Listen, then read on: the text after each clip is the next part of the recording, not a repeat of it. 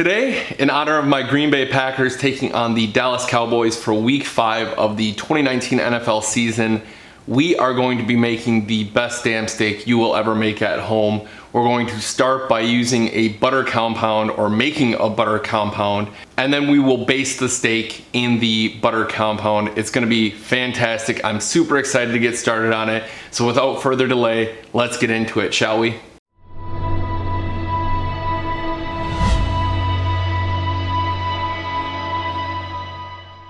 Before even starting the steak, what I do is I have a little bit of prep work that I do the night before or a couple days before.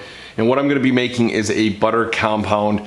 Now, this is an optional step. Obviously, you could make the steak and just use a normal butter, but if I'm gonna be adding a butter to it, I wanna add some flavor in the butter as much as possible. So I have some parsley as well as garlic that I'm gonna be adding into this butter to make my own herbed butter. Now, if you wanted to add another herb along with the parsley, you're more than welcome to do so. I'm doing just 3 tablespoons of the parsley to start out with. So we're gonna take the butter out of the wrapper and place it in our bowl.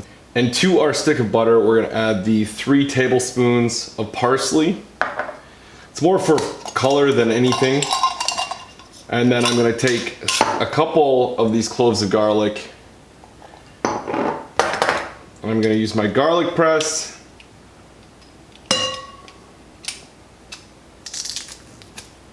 Let's get that garlic in there, which is great.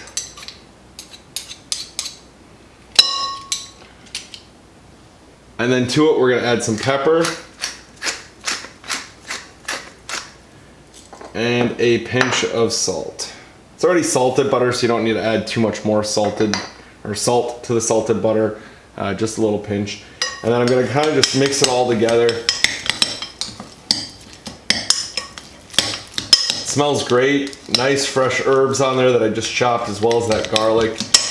And that's gonna add a lot of flavor to the steak when you go to add it to the steak at the end of the cooking process. And the reason I do this the night before or a couple days before is I wanna put this back in the fridge and let it harden up a little bit. If you're trying to use a really soft butter like this, without letting it harden back up while you're adding it to your steak, it's not gonna be as easy as just cutting off a chunk of the steak. It's gonna be a little bit more difficult. Plus it allows the flavors to kind of merge and come together a little bit more. So, not a whole lot there, but it's gonna be enough for what we need. And now, to bring it to shape, I'm going to take some wax paper here.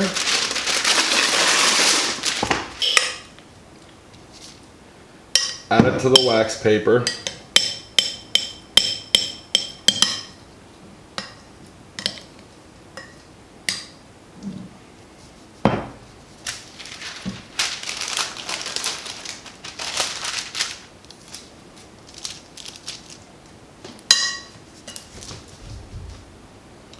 And then we're gonna almost just kind of form it and roll it like a burrito. So we're gonna put it in there, kind of tuck it back.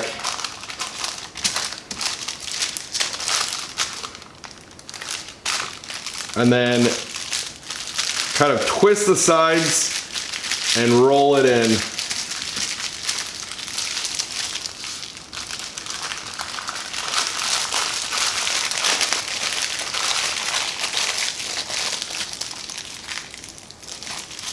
And then get nice tight on the ends, and it's gonna make a nice formed butter.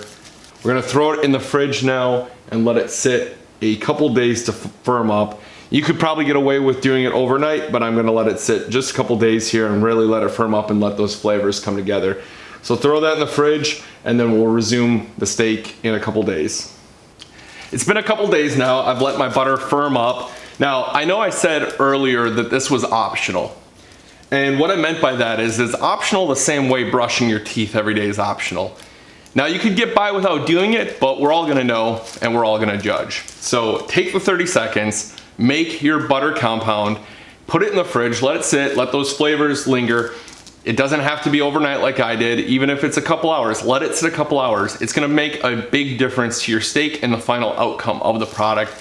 So do it. It's super simple. I'm urging you. Don't be like, I'll just do normal butter. Make the butter compound and get the most flavor you can out of it. For protein today, for my steak, I'm going to be using one of my favorite cuts of steak, a New York strip. Obviously, you don't have to use a New York strip. You could use a ribeye or a T-bone or whatever steak you prefer. So I've let it sit out now at room temperature for 20 to 30 minutes to kind of warm up. What this is going to allow us to do is when we're cooking it, it's going to allow for a more even cooking. If the center is ice cold and you're cooking it very hot on the outside, that center is going to stay very pink. And you'd have to cook it a lot longer in order to get that inside to be a little warm. So let it sit out 20 to 30 minutes, let it come to temperature, warm up a little bit, and then I'm gonna be using a cast iron skillet to cook the steaks today. You get a really nice sear with a cast iron, so I'm very excited to use that once again. It's such a versatile thing to use. If you don't have one, link in the video descriptions below on how to go buy one or where to go buy one. If you buy one, Amazon will kick a little bit back to me, which I appreciate. So let's get this cast iron heating up and then we're gonna start the steak. While this is heating up, which it's getting pretty close to temp, I just wanna talk about what oil I'm gonna be using. So I am using an avocado oil. What the really nice part about an avocado oil is that it has a high smoking temp, meaning that it can get very hot without burning or smoking. If you don't want to use avocado oil, I think you could use like canola oil. And I'll be adding the oil here shortly to get that oil up to temperature that will give us a nice sear on the steak that locks those flavors in and those juices in. As far as my seasoning today, I'm using just basic pepper, salt. That's generally what I do on any of my steaks. I don't need anything fancy. To salt and pepper my steak, I'm gonna be pretty generous with the seasoning. Since you're not getting it seasoned throughout. I like to season heavy on the outside to get that flavor through. So just some salt and pepper.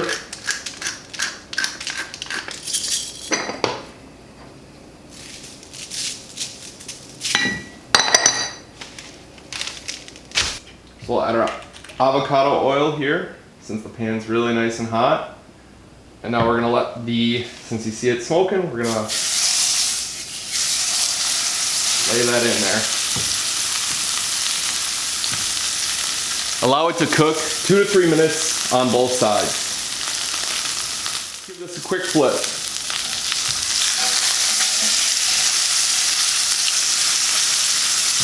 Beautiful crust on that steak. Let's allow it to cook another 2 minutes, 2-3 minutes again. We're just about at the home stretch for this steak. So what I'm gonna do is I'm gonna get some of this herb butter cut up, just a couple slices of it. I'll set the rest aside. Really beautiful looking herb butter. You can see all the herbs in there. You can smell the garlic. It's unbelievable. So this is pretty much done. And now we're gonna baste it in that butter.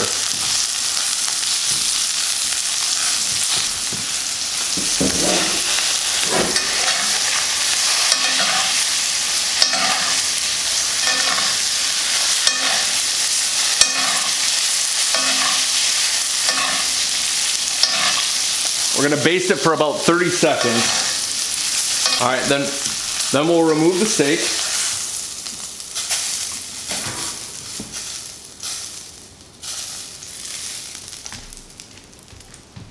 And then I'm gonna add the rest of the butter on top of this side.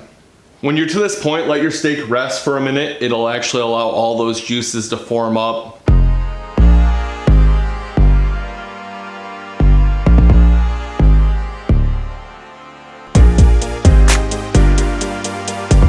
I've allowed it to rest for a little while now, just a couple minutes. Let that butter melt on top and let the juices inside firm up.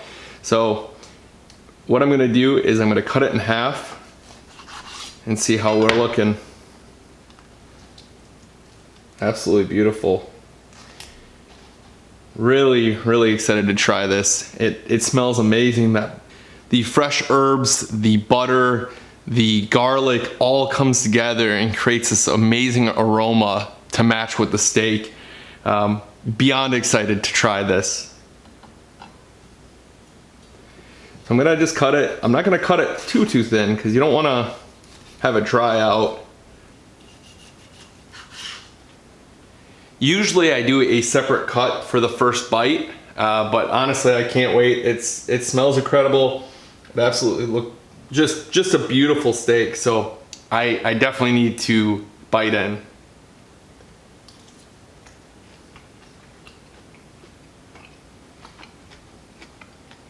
Wow.